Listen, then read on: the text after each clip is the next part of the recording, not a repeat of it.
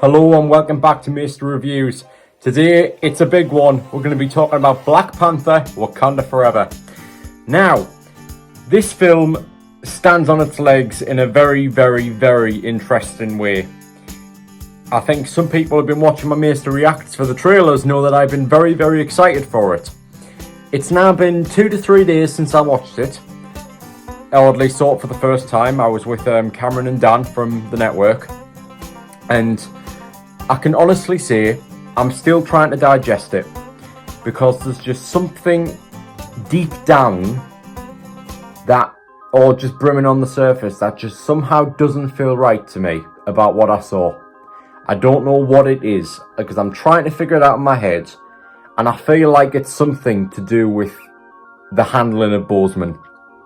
Now, this is going to go into full spoiler territory, and that's a rare occasion for these reviews because I'm going to be quick, snappy, to the punch, and I don't have a lot of time to play with. So with these mini sort of review videos, at least for this chapter, so I'm going to just get right into the thick of it now. So leave if you're not into the spoilers. All right, you've had your warning.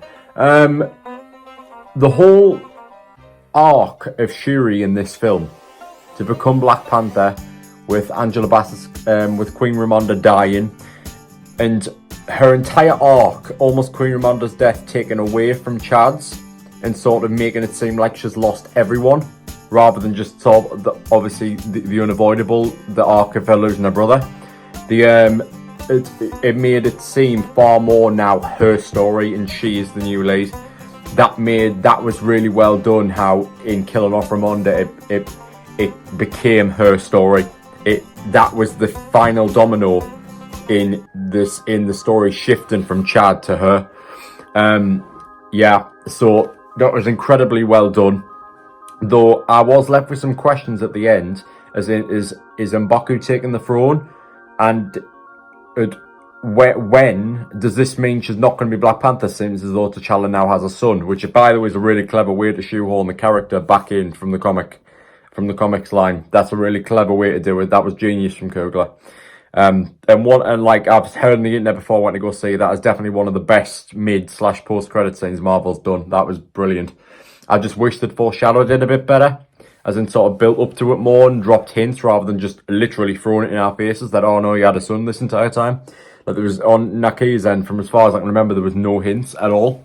The acting here was fantastic. The scene between Okoye and Bassett in the throne room, I swear that is one of the best performances from Bassett. That is one of the best performances I've seen in the MCU film. It was absolutely phenomenal, and that alone, as there's been a lot of discussion around, could definitely sort of weed her way into best supporting actress. Definitely. Yes, the whole thing was very tastefully done. I think the problem I have with the whole Boseman thing is I feel that was just the choice, the whole illness thing. Though, and I understand that it was obviously true to life, it just seemed a bit on the lame side to me. It seemed as if, right, okay, yeah, he died from an illness. But the whole, I understand the situation they put in, and I respect any decision that they made. But it seems as if he died in battle, and this opening of the film is the same thing, except Shuri's coming back from a mission assisting him. Or, you know what I mean, over comms or something, and his comms goes quiet, you know what I mean? Or something like that. That might have been a better way to go to make his death seem more valiant, like a true king going out in battle. That might have had more weight to it than just a simple illness that she couldn't fix him from. But the way they handled her guilt over not being able to save him did make it a reasonable way to go. It was incredible. The way how that was handled, that was almost the entire Kickstarter for her arc. And on top of that, I think the main problem I had was the funeral sequence, because every time I saw shots of it, especially when they're all looked into the skies, yeah, Wakanda Forever, when I'm seeing that in the trailers, I'm thinking there's not going to be a dry eye in the house. The whole sequence at the very start of the film felt incredibly abrupt to me, and the music choice wasn't ideal in my opinion, and just an orchestral swell would have been better. I know but something in the vein of Tony Stark's funeral, and I understand he's a fictional character, but I mean, I will respect any choice they made because they were dealt with impossible cards. But in my opinion, it just comes down to a fact where I probably would have directed that differently. That's all. That is literally all. And that's the thing at the root of it that's not sitting right with me, how they handled that funeral sequence. It almost felt a bit cartoonish how the coffin was lifted into the sky like Space Invaders.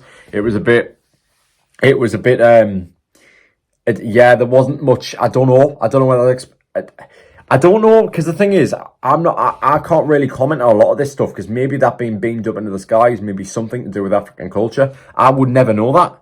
I wouldn't know.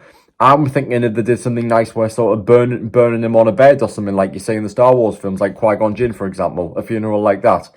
That would have been sort of nice. That's how I would have done it, or something massive with grandeur and everything like that, rather than him just being beamed up into the sky. Then the Royal Talon fighter just flies off. I don't know. It's a bit like Wanda with Doctor Strange: The Multiverse of Madness. I basically spent my critique of the film talking for multiple minutes about Wanda. This is kind of it with this, because it begins and bookends the film. And that's the tribute at the end, the silent tribute, if I remember rightly, over his footage was beautiful. The ending was beautiful, but I'm not too sure on how they handle them in the very start, but I can definitely accept it. But I'm not a big fan of the funeral sequence. I'm not. I might need a rewatch. But yeah, the character work is fantastic. Action sequences are great. Though not the MCU's best, as I'm sure people who've seen it will agree. And the last thing I can talk about most definitely is Namor, or Namor. Now, I really liked him as a character, and him scheming at the end, Wakanda will be asking us for help, and we'll be there to protect them, basically, almost now they've formed an alliance. That's kind of scheming dickhead Namor from the comics, from as far as I'm aware, and I like to see that, an honest representation of him. And even though they had to manage the impossible, as well as develop an entire new corner of the MCU in Talokan, they did the best they could with the runtime, especially Coogler could in his writing. And yeah, it was handled pretty well. It's a shame that Shuri and Namor have their fight, and it should have been T'Challa from the comics fighting Namor. It's a shame, but look, they did the best they could, and the fight for what it was pretty great, with some unrealistic action beats here and there. I mean, the last thing I can probably say is Dominique Thorne's Ironheart. I think her show will be fun. She needed to prove herself in this film, and I think she just scraped herself over the line, as in she was a fun little character, not sort of an outstanding addition. But yeah, that's yeah. I've went on longer than normal reviews, but yeah, that's there's a lot I haven't said, but I hope in a brief spoilery sense I've covered all the bases with this film. So yeah, this is more of a discussion for people who've seen it rather than a recommendation, because come on, it's a Marvel film. So yeah, that is my thoughts on Black Panther.